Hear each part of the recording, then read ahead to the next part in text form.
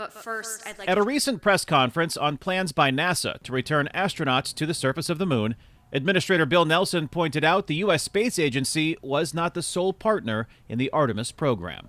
It's a commercial partnership. It's an international partnership. More than 50 countries are signatories to the Artemis Accords, which NASA says is a common set of principles to enhance the civil exploration and use of outer space.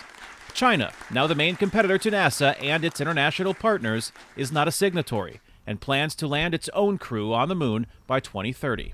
NASA wants to get there before China, using technology created by commercial space companies to accomplish the goal. We're going to have SpaceX flying the lander on the Artemis 3.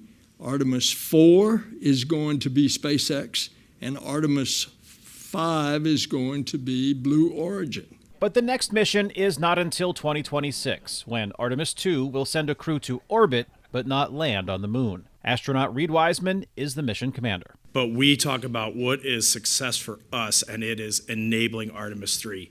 NASA wants to land near the lunar South Pole to search for ice and water during Artemis 3, scheduled for 2027.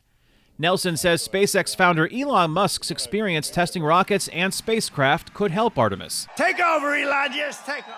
So could his relationship with President-elect Donald Trump. I think that the relationship is going to be a benefit to making sure that the funding for NASA is there.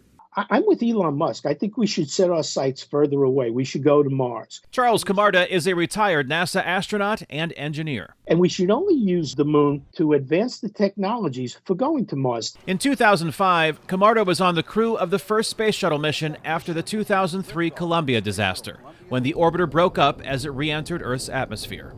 All 7 crew members died. He's concerned about problems with the Orion capsule's heat shield during re-entry in the unmanned 2022 Artemis 1 mission. NASA believes it has fixed the issue and plans to use the Orion capsule to transport astronauts to the moon. I think this could be the tipping point, and we might move in the right direction, or it might be the end of NASA. NASA's deputy administrator, former astronaut Pam Melroy, told reporters that making decisions about Artemis before the new administration takes over is important to keep NASA on a timeline to return to the moon before China. I think that would actually be far worse to defer it. President-elect Trump announced on social media plans to appoint wealthy entrepreneur and pilot Jared Isaacman to replace Nelson as NASA administrator.